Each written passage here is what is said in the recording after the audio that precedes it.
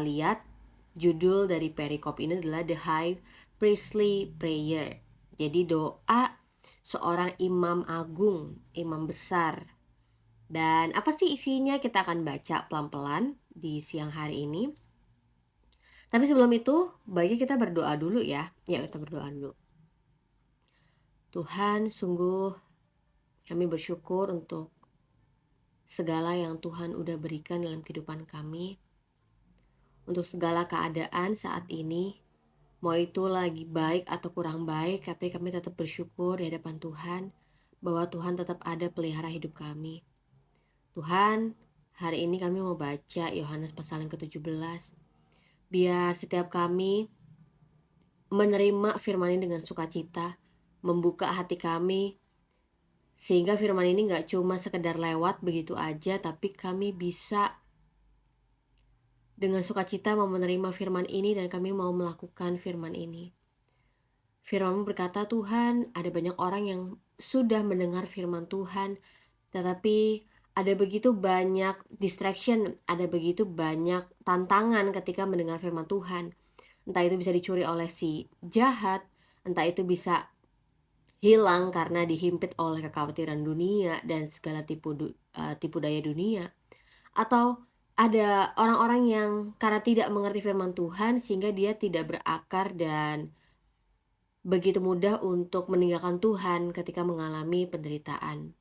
Sebabnya jadikan kami tanah yang baik, tanah yang subur, sehingga setiap benih firman Tuhan yang ditaburkan itu kami menerima dengan sukacita. Dan kami percaya bahwa firman-Mu itu akan memberikan pertumbuhan dalam kehidupan kami untuk kami bertumbuh dalam Engkau. Terima kasih banyak Tuhan, damai sejahtera dan sukacita Tuhan diberikan pada saat live talk ini, dan setiap usaha atau rencana dari roh jahat itu dipatahkan dan dihancurkan di dalam nama Tuhan Yesus. Kami percaya bahwa Roh Kudus-Mu adalah Roh Allah yang lebih besar daripada segala roh yang ada di dunia, dan Roh Kudus-Mu yang ada menuntun kami untuk kami bisa mengerti dan menjadi pelaku firman. Terima kasih banyak Tuhan, berkat-Mu atas kami. Di dalam nama Tuhan Yesus. Amin. Shalom semua yang baru pertama kali join. Halo, salam kenal. Dari mana aja nih kebanyakan? Kalau kemarin ada yang dari NTT, terus ada juga yang dari Aceh, ada juga yang dari Sumedang atau Cirebon gitu ya. Lampung hadir. Halo, shalom, Marco Top. Ya, puji Tuhan hari ini kita bisa kumpul lagi ya untuk berbagi renungan firman Tuhan. Masih di kitab yang sama, kitab Yohanes. Dan kita udah masuk ke pasal yang ke-17. Berarti kurang lebih ada 4 pasal lagi yang kita akan selesaikan. Mungkin bulan Maret ya, bulan Maret kita bisa masuk ke kitab Kisah Para Rasul untuk kita menyaksikan bahwa sepanjang kitab Yohanes ini kita udah lihat banyak pribadinya Yesus. Kita udah lihat apa yang Yesus janjikan di masa-masa mendatang. Baik itu masa penderitaan, apalagi ketika Yesus bangkit, ketika Yesus terangkat ke surga, dan apa aja sih yang Yesus janjikan ketika Yesus kembali ke surga, yaitu Roh Kudus. Dan kita akan masuk di bulan Maret, masuk ke kitab Kisah Para Rasul, supaya kita belajar bahwa semua perkataan Yesus itu benar. Ya, meskipun para murid nggak ngerti, nggak menyaksikan langsung ya, tapi para murid menyimpan semua perkataan Yesus itu dan akhirnya melihat ada penggenapan nih, ada bukti bahwa perkataan Yesus itu benar. Mereka menerima Roh Kudus, mereka melihat bahwa Roh Kudus memberdayakan mereka, menguatkan mereka, memampukan mereka untuk bersaksi nggak cuma di Yerusalem, tapi di Samaria, di Yudea, bahkan sampai ke ujung bumi. Kita lihat bagaimana Roh Tuhan itu benar-benar luar biasa memampukan gereja Tuhan itu mengalami perkembangan. Nah, jadi semoga teman-teman semuanya bisa tetap hadir ya sampai kita masuk ke kitab Kisah Para Rasul, karena Kisah Para Rasul bakal keren banget itu kita bahas. Oke, kita akan baca ya Yohanes pasal yang ke-17. Ayat yang pertama. Demikianlah kata Yesus, lalu ia menengadah ke langit dan berkata, Bapa, telah tiba saatnya, permuliakanlah anakmu supaya anakmu mempermuliakan engkau. Jadi Yesus ini lagi bicara dengan Bapa di sorga. Yesus banyak menunjukkan bagaimana dia punya hubungan yang intim dengan Bapa. Bahkan sebenarnya Yesus nggak perlu gitu ya untuk berbicara, berdoa dengan kata-kata verbal. Karena Yesus dan Bapa tuh udah satu gitu ya. Tapi perlu untuk Yesus katakan supaya orang-orang yang melihat, yaitu para murid, dapat mengerti apa yang Yesus lakukan, apa yang Yesus katakan, bagaimana doa Yesus kepada Bapa. Yesus bilang, Bapa telah tiba saatnya, permuliakanlah anakmu supaya anakmu mempermuliakan engkau. Yesus katakan ini setelah Yesus banyak kasih pesan-pesan perpisahan kepada para murid. Yesus bukan cuma kasih pesan-pesan perpisahan, tapi pesan-pesan yang akan terjadi kelak, supaya para murid nggak kaget ya. Mau itu hal yang baik ataupun hal yang buruk, mau itu berkat Roh Kudus, apalagi bagaimana sukacita itu akan diberikan kepada para murid, tetapi juga termasuk penolakan. Dan setelah Yesus memberikan pesan-pesan terakhirnya kepada para murid, Yesus bilang sama Bapa, udah tiba saatnya, permuliakanlah anakmu, supaya anakmu mempermuliakan engkau. Nah, yang menarik yang kita mau baca pelan-pelan di sini adalah bahwa Bapa itu bisa mempermuliakan anak, supaya anak mempermuliakan Bapa. Nah, kita berpikir, tunggu, dipermuliakan ini maksudnya apa? Ya kan? Kalau kita melihat kemuliaan itu biasanya apa sih? Biasanya berkaitan sama hal-hal yang uh, apa?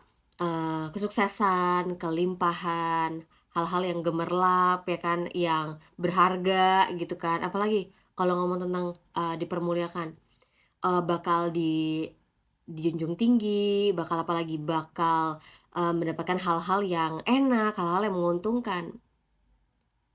Tapi kita pelan-pelan baca ya, maksudnya ini apa. Oh, sebentar ya, aku pause dulu, bentar ya.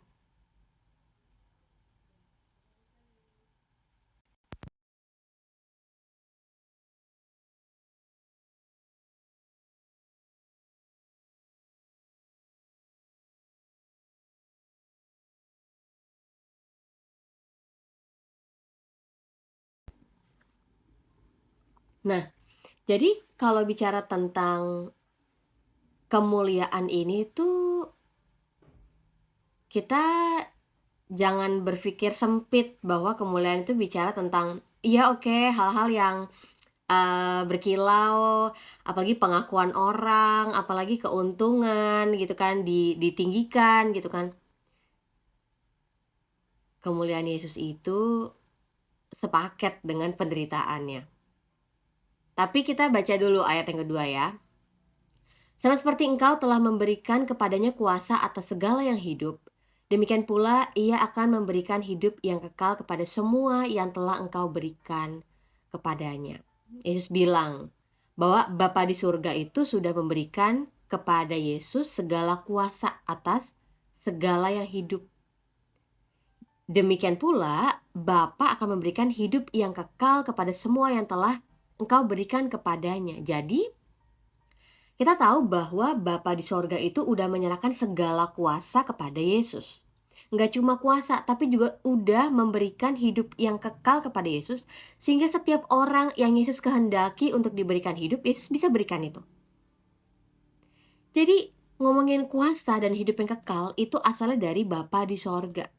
Dan itu diberikan kepada Yesus untuk akhirnya Yesus bisa memberikan itu kepada orang-orang yang Bapa udah berikan kepada Yesus.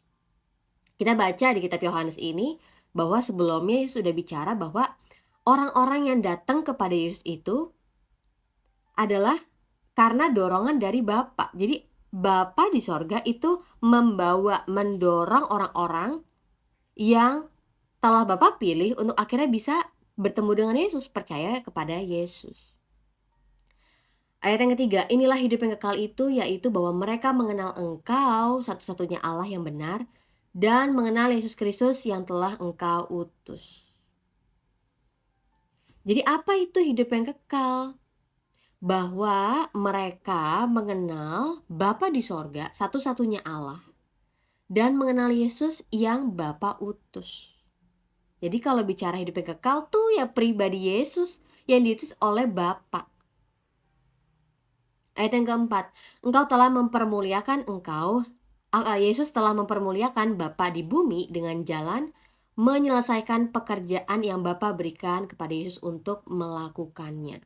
Jadi Yesus ini mengatakan bahwa Bapa, aku udah memuliakan Bapa. Dengan apa? Dengan mentaati seluruh kehendak Bapa di sorga. Jadi yang Yesus lakukan pelayanan, mengajar, melakukan mujizat, menolong orang sakit, apalagi berhadapan dengan para ahli-ahli Taurat, imam-imam kepala, apalagi membangkitkan orang mati. Semua yang Yesus lakukan itu benar-benar sesuai dengan tugas yang Bapa berikan. Makanya aku menarik bahwa mujizat pertama yang Yesus lakukan adalah mengubah air menjadi anggur. Dan dari peristiwa itu kita agak nggak biasa karena Yesus mengatakan kepada Maria, "Ibu, waktuku belum tiba." Kita berpikir, kok Yesus bicara kayak gitu ya? Kan kalau mau langsung lakukan mujizat, lakukan aja dong mujizat. Tapi ketika saya mendalami satu perikop itu, justru itu lagi menekankan Yesus tuh melakukan sesuatu sesuai dengan waktunya Bapa, sesuai dengan kehendaknya Bapa. Yesus bisa langsung ngelakuin mujizat, tapi Yesus memilih untuk membatasi kealahannya demi kepentingannya sendiri. Yesus lebih mengutamakan kehendak Bapa yang jauh lebih utama dalam hidupnya. Itu sebabnya kita sedikit mundur dari peristiwa Yesus yang dibaptis oleh Yohanes Pembaptis. Dan kita tahu ada kesaksian, ada suara yang terdengar dari langit yang mengatakan, "Inilah anak yang kukasihi, kepadanya lah aku berkenan." Bapak Ibu, teman-teman semua di sini sadar nggak bahwa apa sih yang sebenarnya Allah lagi tunjukkan dalam peristiwa pembaptisan Yesus? Bahwa Yesus sudah menjadi anak yang berkenan di hadapan Allah. Dia melakukan semuanya sesuai dengan kehendaknya Bapa, mentaati seluruh kehendak Bapa, nggak pilih-pilih, nggak cuma sekali dua kali atau itu hanya menguntungkan dia, enggak. Semuanya dia lakukan sesuai dengan waktunya Bapa, sesuai dengan kehendaknya Bapa.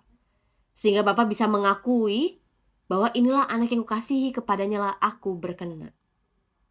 Jadi Yesus itu memberikan sebuah teladan bagi kita bahwa Yesus sebagai Sang Putra Allah, dia juga dengan utuh, dengan sempurna melakukan semua kehendak Bapa di sorga. Dia mentaati semua kehendak Bapa sampai mati di atas kayu salib. Kalau kita bicara taat, kita akan menganggap taat itu gampang selama itu menguntungkan saya. Taat itu gampang kalau cuma sekali dua kali. Taat itu gampang kalau saya tahu siapa yang kasih perintah. Tapi gimana kalau kita tahu perintah itu nggak enak? Gimana kalau kita tahu bahwa perintah itu sungguh menyakitkan kita? Dan Yesus menunjukkan bahwa Yesus memprioritaskan untuk mentaati kehendak Bapa ketimbang keinginannya sendiri, kehendaknya sendiri. Jadi Yesus sudah mempermuliakan Bapa di sorga dengan menyelesaikan segala pekerjaan yang Bapa berikan.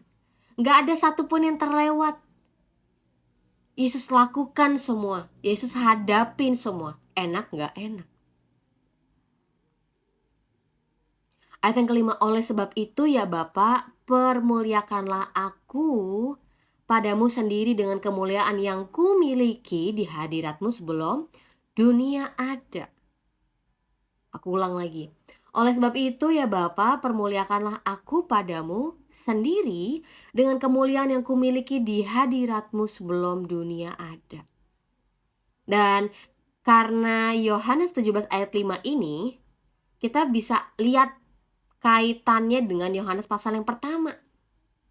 Bahwa Yesus pada mulanya adalah firman, firman itu bersama-sama dengan Allah, firman itu adalah Allah.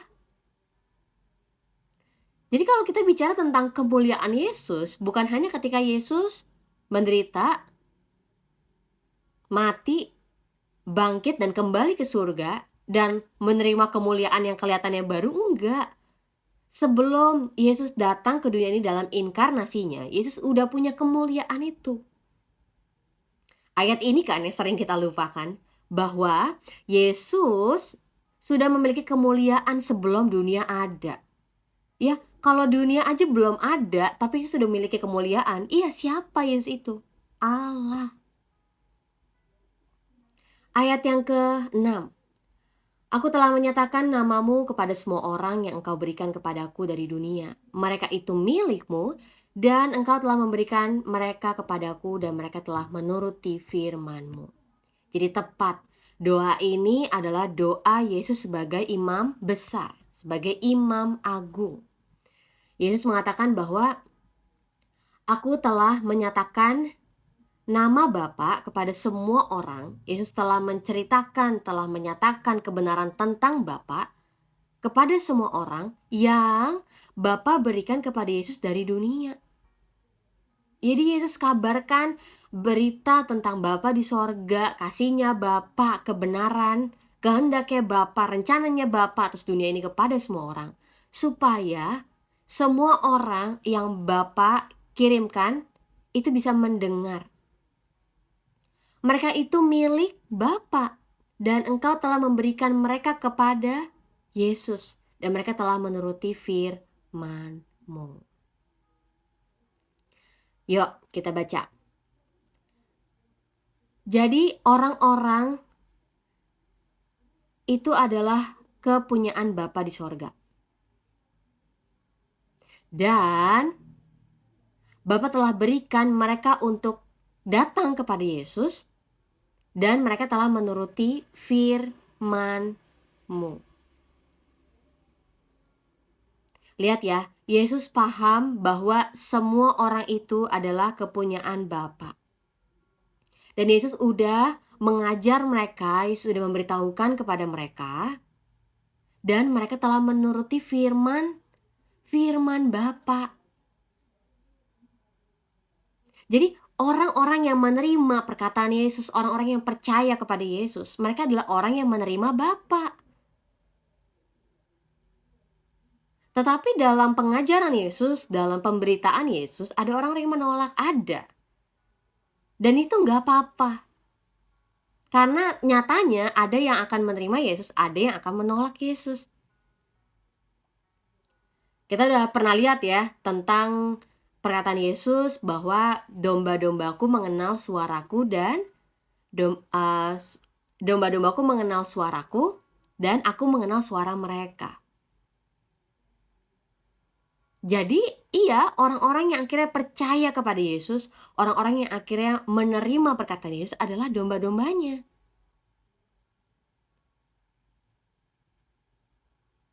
Iya, menyedihkan bahwa ternyata tidak semua orang adalah domba-dombanya Yesus. Tapi kenyataannya seperti itu. Selanjutnya ayat yang ke-7. Sekarang mereka tahu bahwa yang engkau berikan kepadaku itu berasal daripadamu. Sebab segala firman yang engkau sampaikan kepadaku telah kusampaikan kepada mereka, dan mereka telah menerimanya. Mereka tahu benar-benar bahwa aku datang daripadamu, dan mereka percaya bahwa engkaulah yang telah mengutus aku. Yesus sebagai imam besar, Yesus sebagai imam yang agung, katakan apa? Bahwa segala firman yang Bapa udah sampaikan, Yesus udah sampaikan kepada mereka, dan mereka menerimanya. Mereka tahu benar bahwa Yesus datang dari Allah. Dan mereka percaya bahwa engkaulah yang telah mengutus Yesus. Aku berdoa untuk mereka, bukan untuk dunia aku berdoa, tetapi untuk mereka. Tunggu, Yesus berdoa bukan untuk dunia, tapi Yesus berdoa untuk mereka. Ya ini, karena Yesus adalah imam besar yang agung, dengan spesifik Yesus berdoa bagi orang-orang yang Bapa telah pilih, yang Bapa telah berikan kepada Yesus, yang mereka menerima perkataan Yesus, Yesus berdoa bagi mereka karena Bapa yang telah berikan mereka kepada Yesus, karena mereka adalah milik Bapa. Dan segala milikku adalah milikmu, dan milikmu adalah milikku, dan aku telah dipermuliakan di dalam mereka.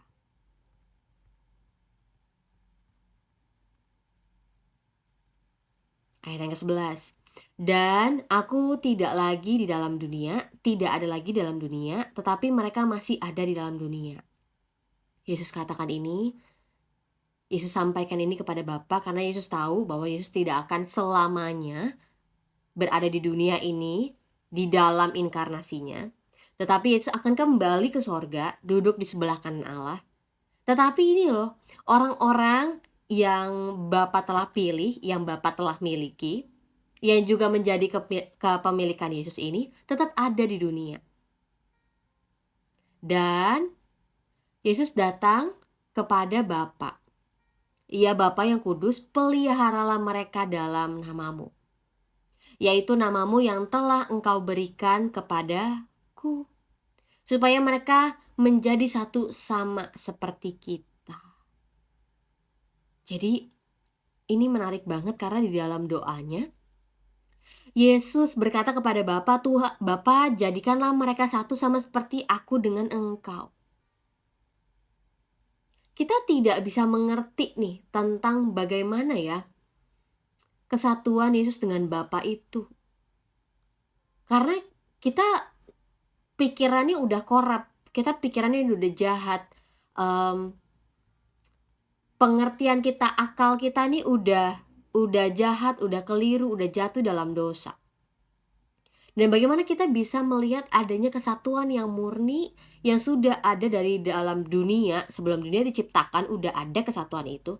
Dan gimana ya Tuhan untuk kita tuh bisa bersatu. Sampai hari ini kesatuan itu kan menjadi pergumulan bagi setiap kita. Setuju? Mau itu persatuan di dalam keluarga, persatuan di dalam gereja, apalagi persatuan di dalam komunitas, apalagi kesatuan di dalam kesatuan gereja secara universal. Kita semua masih belajar tentang kesatuan. Tuhan, kesatuan itu seperti apa sih? Yesus aja bilang supaya mereka menjadi satu sama seperti kita, Bapa dengan Yesus. Satu nih seperti apa ya? Apakah satu ini berarti semuanya itu menjadi sama? Apakah menjadi satu ini berarti setiap keputusan kita, pilihan kita, perspektif kita semua harus menjadi sama? Tidak. Saya percaya setiap kita punya karunia yang berbeda-beda. Kita semuanya punya sudut pandang yang berbeda-beda. Kita semuanya punya panggilan yang beda-beda, hati yang beda-beda ketika kerinduan ketika melayani Tuhan dalam aspek yang berbeda-beda. Tapi saya percaya bahwa kesatuan itu bukan tentang kesamaan. Karena menjadi satu berarti kita sadar bahwa kita nggak bisa berpisah. Karena kita satu, kita tahu porsi kita ada untuk saling menolong, ada saling menopang. Karena kita satu, kita sadar bahwa kita nggak bisa hidup tanpa satu sama lain.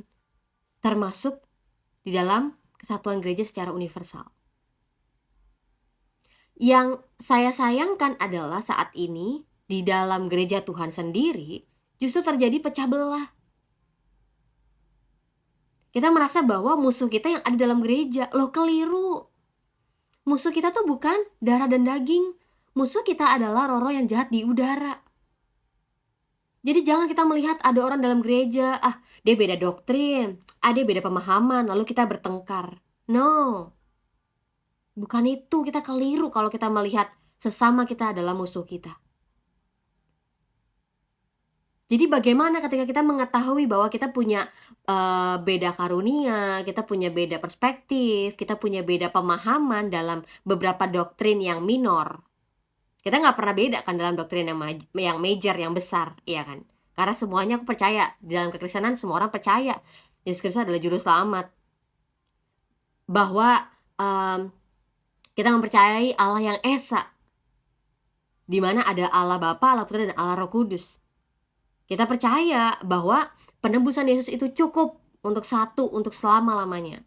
Tapi yang saya sayangkan adalah kita tuh sering berdebatnya di hal-hal apa sih? Hal-hal yang minor kan? Hal-hal yang minor kan? Hal-hal yang kecil kan? Yang sepele. Tapi karena kita nggak tahu bahwa itu menjadi celah bagi iblis untuk mengambil sukacita kita, untuk membuat perselisihan dalam gereja Tuhan, kita akhirnya terjebak dalam jebakan iblis. Jadi Yesus aja mengharapkan untuk kita satu. Dan Yesus sudah mengharapkan untuk kita saling mengasihi satu, sebagai wujud bahwa kita adalah murid-murid Tuhan. Kita baca ya di Yohanes pasal yang ke 14.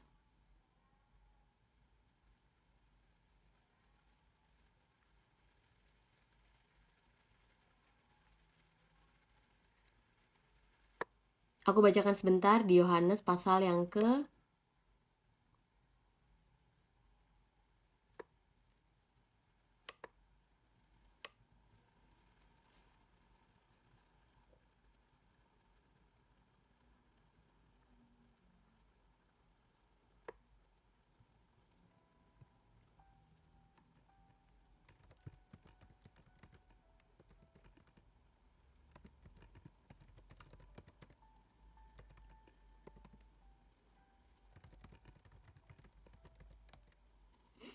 Yohanes 13 ayat yang ke-34 dan 35.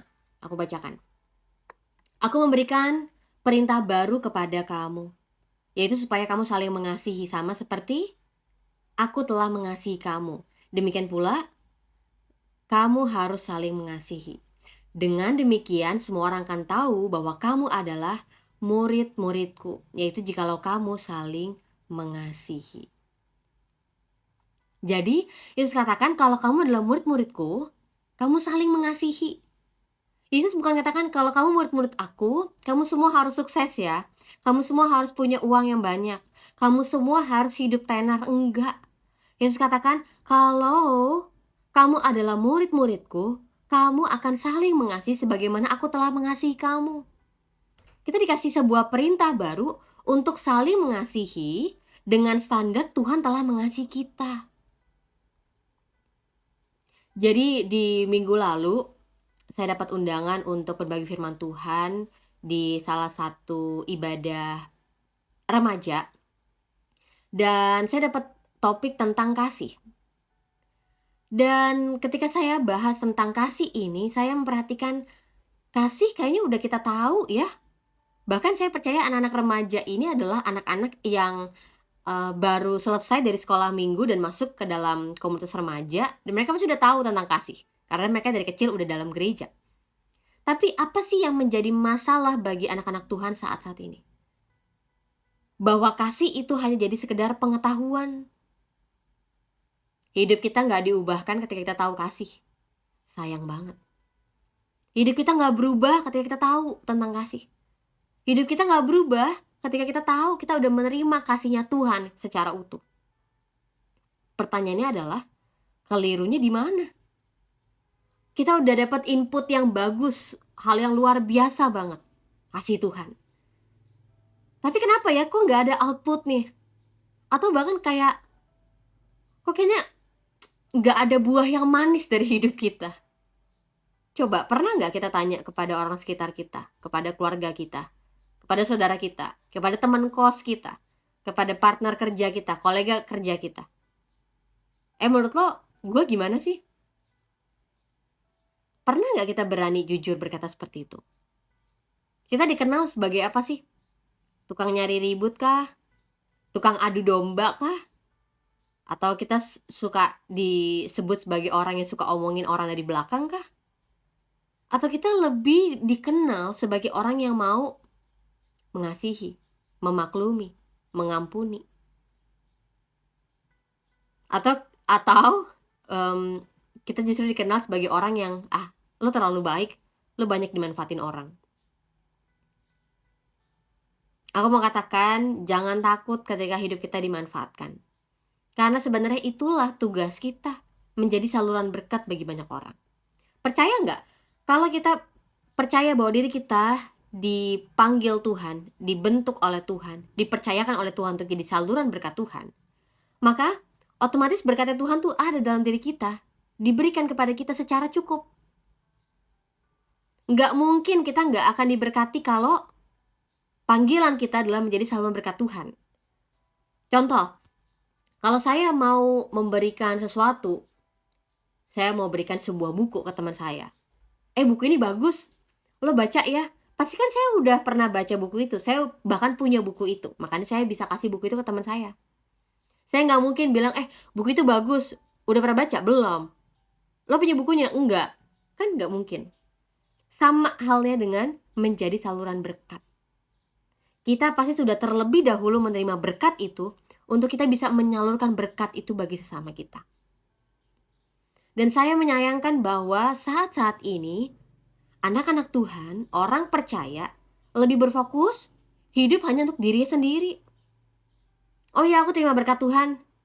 Wah, hari ini aku terima pengampunan Tuhan, luar biasa banget ya, kasih Tuhan itu tanpa batas, nggak ada habisnya dalam kehidupan saya. Saya tuh merasa Tuhan tuh memaklumi dan menerima saya apa adanya. Tapi sampai situ aja. Stop sampai situ aja. Giliran kita mau mengampuni orang lain, tunggu dulu. Giliran kita diminta Tuhan, dituntun Tuhan untuk memberkati orang lain, tunggu dulu Tuhan. Masa ngasih ke orang mulu, rugi lah. Loh. Jadi bicara tentang kasih, ya, orang Kristen semua udah tahu tentang kasih. Semua orang Kristen udah menerima kasihnya Tuhan. Nggak kurang. Cukup. Bahkan lebih dari cukup. Buktinya apa? Kita hidup tiap hari. Kita sekarang masih bisa hidup. Karena dipelihara Tuhan. Apalagi? Kita sampai hari ini merasakan pengampunannya Tuhan. Kita merasakan dampak dari penebusannya Tuhan. Dampak dari pengampunannya Tuhan dalam hidup kita. Sampai hari ini kita akhirnya bisa hidup dalam kebenaran. Kita bisa hidup dalam kasih. Apalagi? Kita bisa hidup dalam cintanya Tuhan. Tapi, kenapa kita hanya hidup untuk diri kita sendiri?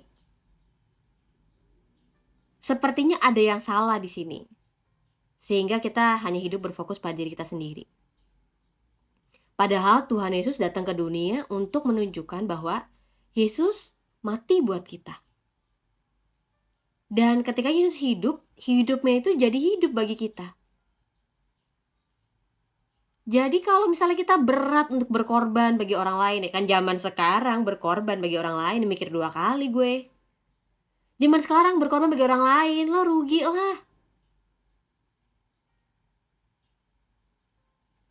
Loh, kalau Yesus berkorban bagi kita, Yesus perhitungan, habis kita.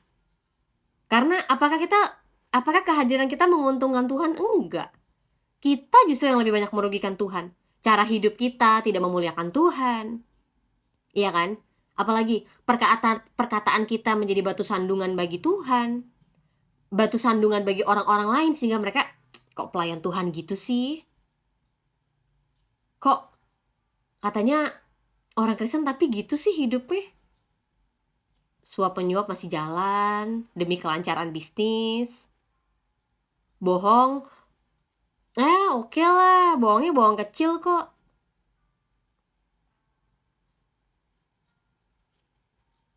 Yuk, kita lihat lagi doanya Tuhan Yesus.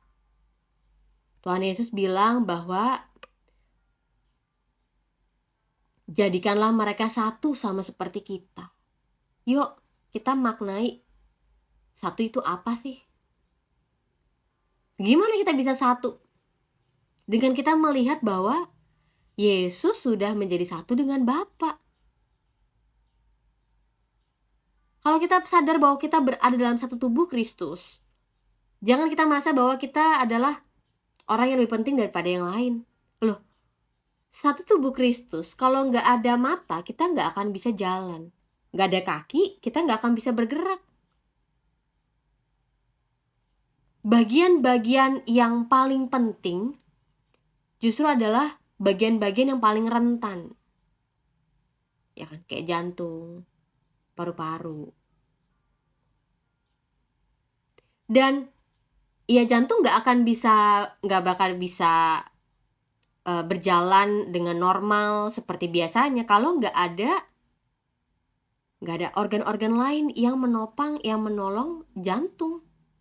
Kita lihat di tubuh kita, sakitnya cuma di gigi, tapi ngefek ke seluruh tubuh. Nah, kalau misalnya kita melihat ada sesama kita, orang percaya, yang lagi kesulitan, yang lagi bergumul, yang lagi di tahap diproses sama Tuhan, yang lagi tahap diremukkan, dimurnikan oleh Tuhan, kita apa? Ya makanya lo gak usah kebanyakan gaya deh. Loh, kita malah lebih banyak ngomongin mereka ketimbang kita doain mereka. Ini juga yang saya sampaikan kepada teman saya ketika mengalami perselisihan.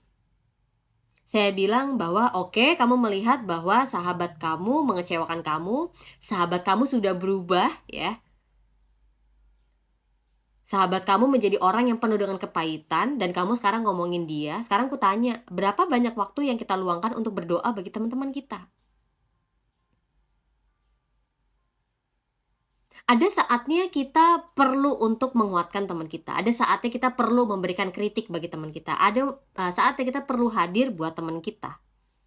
Tapi sadarilah bahwa setiap nasihat, setiap saran, setiap kritik kita, setiap kehadiran kita terbatas. Karena orang itu gak langsung berubah, setuju? Sedangkan gregetnya kita, stresnya kita adalah karena kita udah kasih nasihat dia gak berubah. Loh, siapa yang bisa merubah hati manusia? Bukan kita. Bukan manusia yang bisa mengubah hati Tuhan. Mengubah hati manusia maksud saya. Yang bisa mengubah hati manusia adalah Tuhan. Gimana caranya kita bisa berkontribusi atas perubahan, pertobatan dari teman kita? Kita doain gak? Kita doain gak teman kita? Karena balik lagi pertarungan kita tuh bukan melawan darah dan daging. Kita juga perlu ingat bahwa pertarungan kita adalah melawan roh-roh yang jahat di udara. Jadi kalau bicara tentang kepahitan, kekecewaan, tidak semudah itu untuk kita bilang, lo tuh salah. Nggak semudah itu. Awalnya kan dari luka yang dia biarkan, yang dia rasa dia bisa cari jalan keluarnya sendiri, di mana dia mengusahakan dia memulihkan dirinya sendiri, bukannya dia datang ke Tuhan. Dan akhirnya semakin dalam lah ke kedalaman luka itu. Karena kan biasa gitu, kalau manusia mengalami luka dalam hatinya semakin ditutupin kan. Semakin dianggap nggak ada. Pemulihan itu semakin ditunda-tunda. Padahal kalau kita tahu, kita udah lihat nih ada akar kepahitan, ada luka itu, kita yang sadar ya. Jangan kita menuntut orang yang melukai kita. Kita yang sadar bahwa kita mengalami luka, kita mengalami kekecewaan itu, kitalah yang harus terlebih dahulu untuk datang ke Tuhan. Minta tolong Tuhan untuk pulihin hati kita. Barulah akhirnya kita bisa rekonsiliasi. Kita bisa ngobrol lagi dengan orang yang menyakiti hati kita.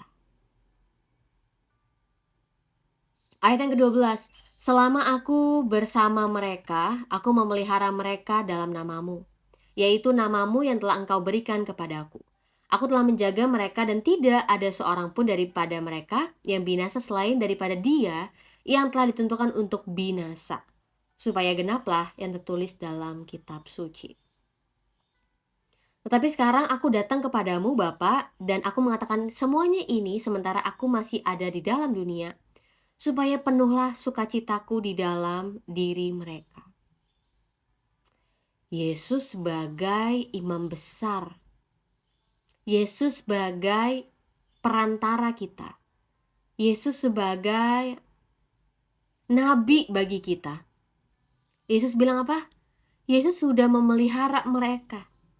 Dengan apa? Yesus berikan kebenaran itu, Yesus sampaikan, Yesus tunjukkan kebenaran itu. Ini loh kerajaan sorga, ini loh kerajaan Allah. Tahu nggak kehendak Bapa apa? Tahu nggak kehendak Allah apa? Dan Yesus juga mengkritik gitu ya, hal-hal yang tidak benar. Di mana firman Tuhan itu diselewengkan, di mana firman Tuhan itu disalahgunakan untuk kepentingan manusia. Yesus sudah pelihara mereka. Yesus sudah menjaga sehingga tidak ada seorang pun dari mereka yang binasa. Tetapi sekarang, kata Yesus, aku datang kepadamu Bapa dan aku mengatakan ini supaya penuhlah sukacita Yesus dalam diri mereka. Yesus berdoa supaya di dalam diri setiap orang percaya, di dalam diri setiap orang yang Bapa sudah tentukan, untuk mereka mengalami kepenuhan sukacita dari Yesus. Termasuk para murid. Kita tahu di pasal-pasal yang akan datang kita akan menyaksikan penderitaan, kematian, dan kebangkitan Yesus. Dan Yesus katakan bahwa supaya penuhlah sukacita mereka. Supaya mereka bisa menyaksikan dan tetap merasa bahwa di dalam menyaksikan penderitaan Yesus, kematian Yesus, mereka tetap bisa mengalami sukacitanya Tuhan. Mereka nggak khawatir, mereka nggak takut, mereka nggak ragu-ragu ya, karena ketika pemimpin mereka disalibkan, pemimpin mereka mati, mereka nggak kehilangan arah. Tapi mereka tetap punya sukacita Yesus yang penuh.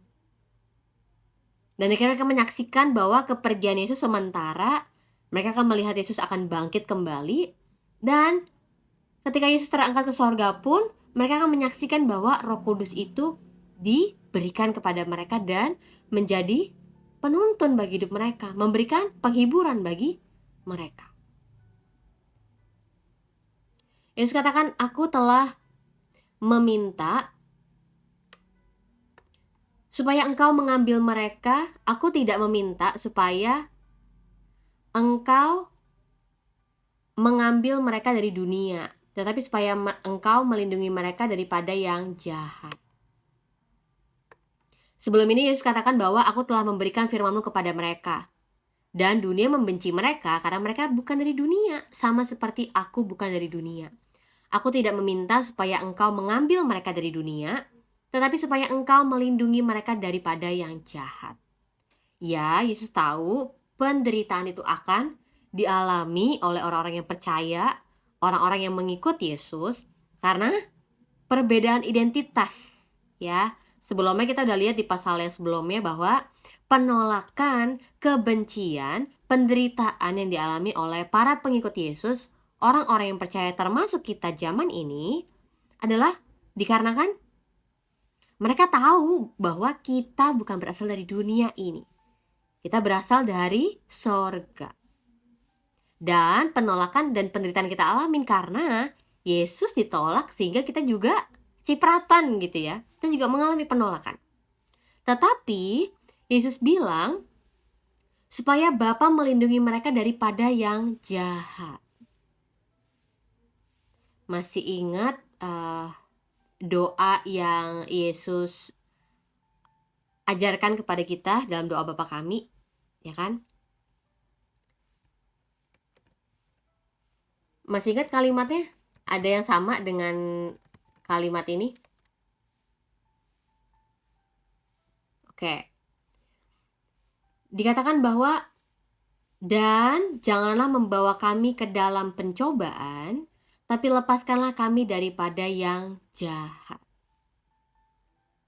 Yesus tahu bahwa kita bisa jatuh dalam pencobaan, kita bisa terjebak di dalam pencobaan, ya, dikarenakan kita masih tinggal di dunia ini dan kita masih tinggal di dalam daging ini. Tetapi lepaskanlah kami daripada yang jahat. Jadi Yesus kasih sebuah contoh bahwa kita bisa minta kepada Bapa di sorga untuk kita dilepaskan daripada yang jahat. Ya. Ayat yang ke-16. Mereka bukan dari dunia sama seperti aku bukan dari dunia. Kuduskanlah mereka dalam kebenaran. Firman-Mu adalah kebenaran. Jadi bagaimana untuk kita bisa mengalami dikuduskan seperti ini? Hidup di dalam firman Tuhan. Hidup di dalam kebenarannya Tuhan. Kalau misalnya kita pada bingung gimana ya gitu ya. Gembala saya, pendeta saya katakan, kuduslah kamu sebab aku kudus, itu kan mengutip dari firman Tuhan. Gimana Tuhan untuk kita bisa hidup kudus? Hidup dalam kebenaran. Hidup dalam firman-Nya Tuhan. Ambil semua firman Tuhan, perlengkapi diri kita, ingat semua firman Tuhan, pegang firman Tuhan. Bahkan ketika kita mengalami hal-hal yang sulit, bahkan ketika kita menghadapi hal-hal yang aduh sepertinya udah habis deh tenaga kita, habis deh akal kita, habis deh harapan kita. Pegangan sama firman Tuhan. Karena firman Tuhan adalah dasar yang teguh. Lihat, ketika kita pegang firman Tuhan, lihat apa yang Tuhan kerjakan dalam hidup kita.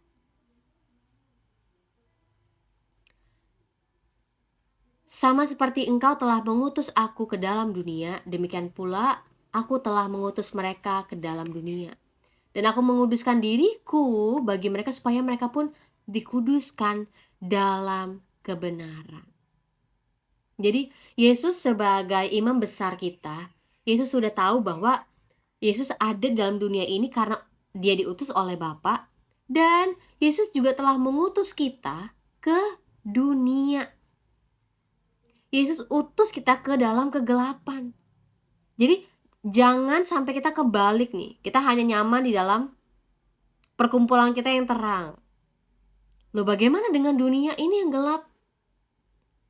Masa kita hanya mau terus berada di lingkungan yang terang? Kita hanya mau ya nyaman karena kita mau saling menyinari, kita mau ada saling menerangi. Loh, terang itu akan berguna ketika berada dalam kegelapan. Sama dengan kita dimanapun kita berada. Di dalam keluarga kita, di dalam rumah tangga kita, di dalam pekerjaan kita, di dalam bisnis kita, di dalam setiap usaha kita, di dalam lingkungan kita nih, perumahan kita. Kita terlibat nggak dengan sekeliling kita? Atau kita hanya nyaman dengan komunitas Kristen kita, dengan gereja kita? Apakah kita hanya nyaman dengan para mentor kita? Kita lupa bahwa Yesus telah utus kita untuk kita ke dunia, berdampak, memberi terang, memberi rasa. Dan Yesus menguduskan dirinya bagi kita supaya kita pun dikuduskan dalam kebenaran. Ayat yang ke-20. Dan bukan untuk mereka ini saja aku berdoa, tetapi juga untuk orang-orang yang percaya kepadaku oleh pemberitaan mereka. Yesus udah memikirkan hal-hal yang akan datang. Yesus udah doakan orang-orang yang akan percaya kepada pemberitaan para murid, para rasul.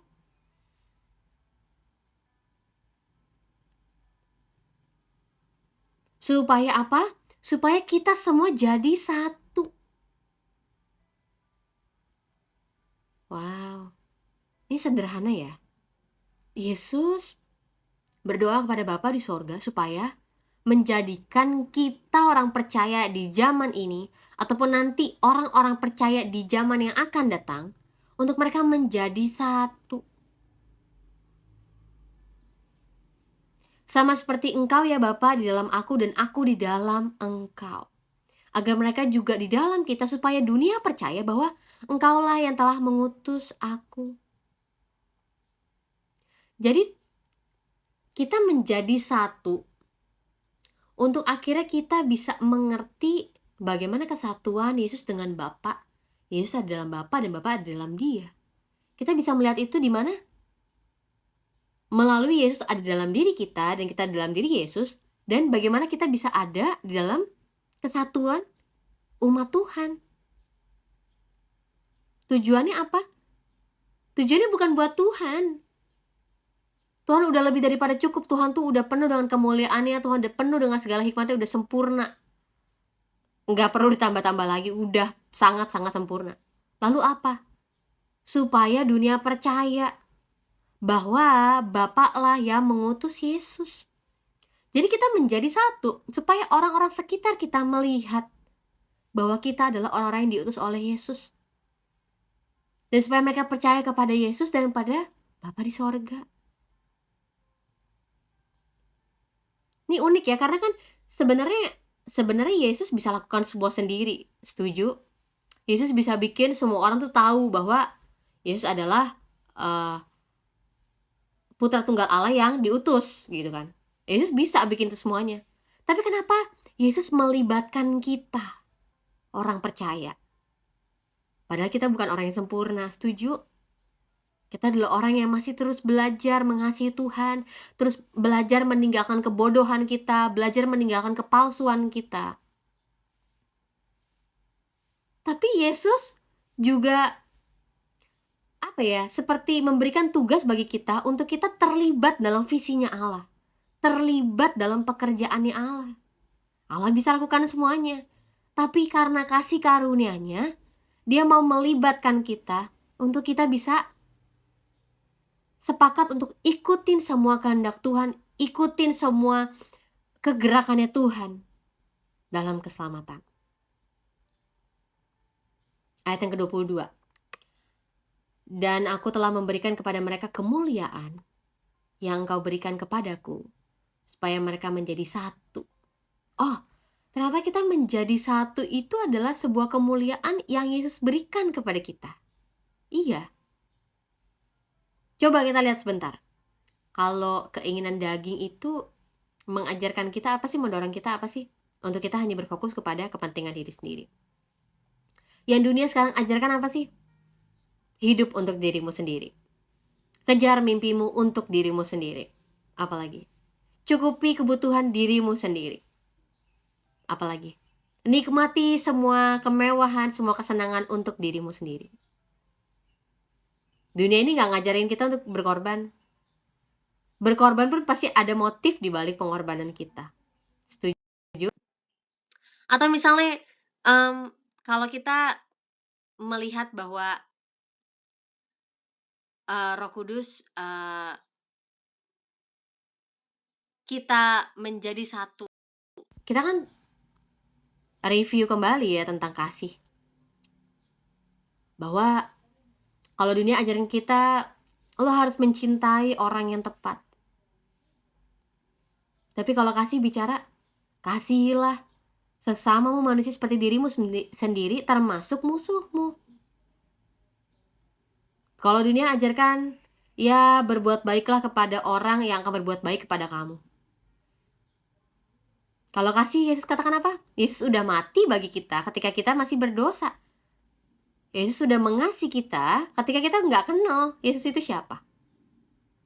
Jadi Yesus sudah mulai kasihi kita sebelum kita tahu kasih itu. Apalagi? Kalau cinta di dunia ini mengajarkan kita untuk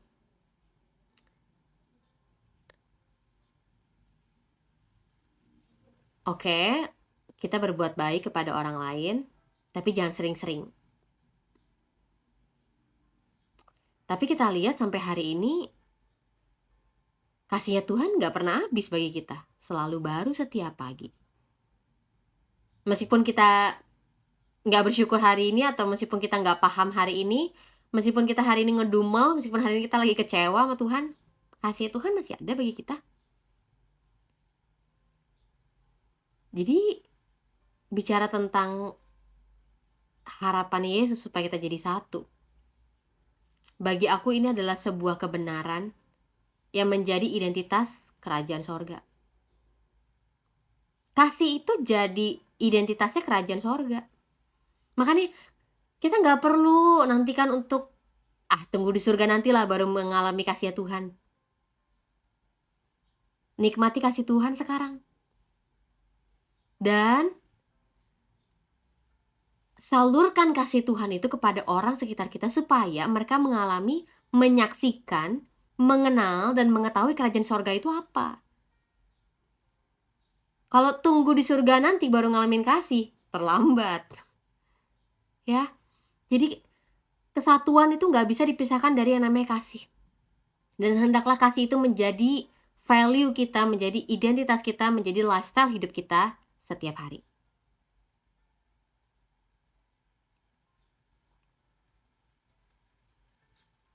Ayat yang ke-24.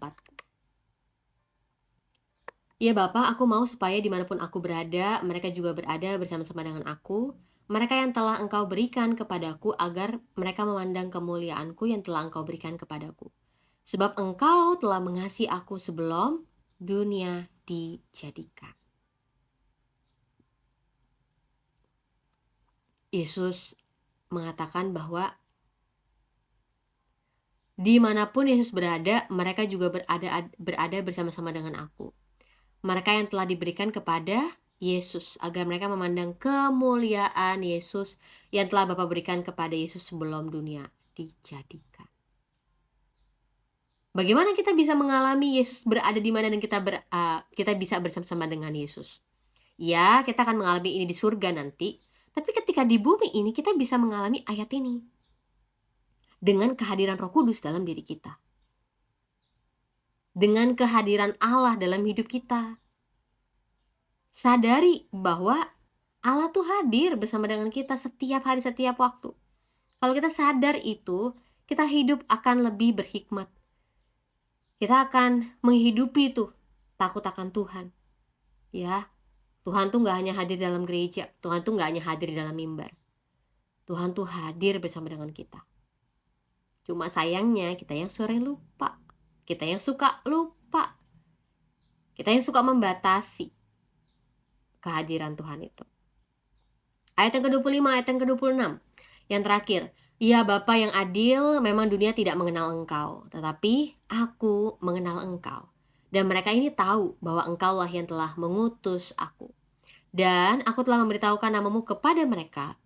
Dan aku akan memberitahukannya, supaya kasih yang Engkau berikan kepadaku ada di dalam mereka dan aku di dalam mereka. Jadi, apa yang kita saksikan di 2 ayat yang terakhir ini? Bahwa dunia ini gak bisa mengenal Allah Bapa. Dunia ini gak bisa lihat Allah Bapa. Termasuk kita dulu. Di dalam hidup, dalam keberdosaan kita hidup sebagai hamba dosa. Kita gak kenal. Kita gak bisa cari kebenaran. Gak ada seorang pun manusia yang mencari kebenaran. Gak ada seorang pun manusia yang mencari Allah.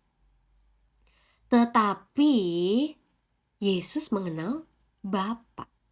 Yesus perlu datang ke dunia untuk menunjukkan Bapa, mengajarkan tentang Bapa, menyatakan tentang Bapa, supaya akhirnya semua orang bisa tahu tentang Bapa di sorga. Jadi Yesus menyatakan tentang Bapa supaya apa? Kasihnya Bapa itu ada dalam kita. Jadi menariknya adalah kita lihat dari doa Yesus sebagai imam besar. Yesus datang ke dunia ini, ya, Yesus mengajar kebenaran tentang Bapa di sorga. Yesus menunjukkan kehadiran bukti tentang Bapa di sorga. 1, supaya kasihnya Bapa tuh tinggal dalam kita. Lagi-lagi kita kalau melihat firman Tuhan gak jauh-jauh dari kasih. Iya, karena kasih adalah identitas kerajaan Allah. Jadi pengorbanan Yesus tuh besar banget ya bagi kita semua. Supaya kita ngerti makna kasih itu. Supaya kita menerima kasih Tuhan dalam hidup kita. Supaya kita mengerti, mengenal kasih itu. Karena kita gak bisa belajar tentang kasih dari dunia. Karena kasih bukan datang dari dunia. Puji Tuhan. Puji Tuhan, hari ini kita menyaksikan, mendengar renungan yang gak banyak sih hari ini, 26 ayat. Doa Yesus sebagai imam besar kita. Kalau gak ada Yesus, kita lihat dari doa Yesus, kalau gak ada Yesus, gak ada harapan kita. Iya, kita akan menikmati dunia ini, tapi cuma 70-80 tahun kan. Habis itu kita nggak tahu kan akan habiskan sisa hidup kita di mana setelah 70-80 tahun. 70-80 tahun bagi orang-orang tuh lama. Bagi aku itu cepat. Karena lebih lama lagi ketika nanti di dalam kekekalan.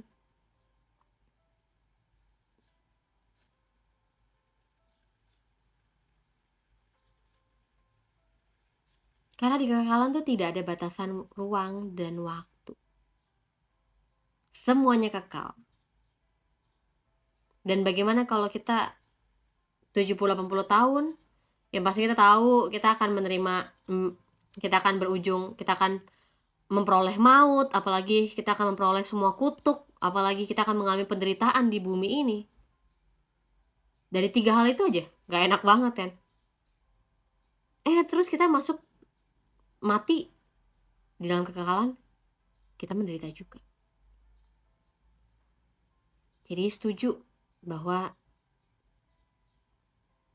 kasihnya Tuhan itu maknanya begitu dalam, begitu besar. Mungkin kita gak bisa secara utuh untuk mengerti tentang kasihnya Tuhan. Tapi aku percaya pelajaran tentang kasih itu adalah pelajaran yang harus kita dapatkan seumur hidup kita.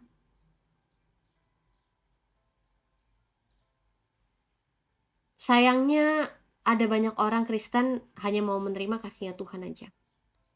Oke, aku terima kasihnya Tuhan. Aku terima kasih karunia Tuhan. Tapi bagi dia, cukup bagi diri dia sendiri aja. Bagi aku itu keliru. Justru kalau kita udah terima kasihnya Tuhan, justru kalau kita udah terima pengampunan Tuhan, kalau kita udah terima semua pengorbanan Tuhan, perbuatan baik yang Tuhan lakukan dalam hidup kita tidak akan bisa membatas-batasi untuk mengasihi orang lain. Kita akan mau untuk orang lain itu terima kasihnya Tuhan. Orang lain itu menyaksikan bahwa di gelapnya dunia sekarang masih ada kasih yang tanpa syarat, yang tanpa batas, yang kasih yang murni, yang tidak mengharapkan timbal balik. Jadi dari doa Yesus sebagai imam besar agung, aku hanya melihat ini semua yang Yesus katakan ini kasih, semua demi kepentingan kita, semua demi keuntungan kita.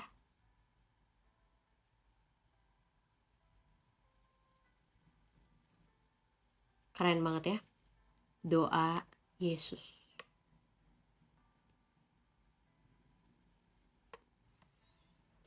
Yesus gak cuma berdoa bagi para muridnya saat itu, tapi juga Yesus udah berdoa bagi orang-orang yang akan percaya kepada pemberitaan para murid, untuk mereka menerima kasih, untuk mereka menjadi satu. Wah, keren banget.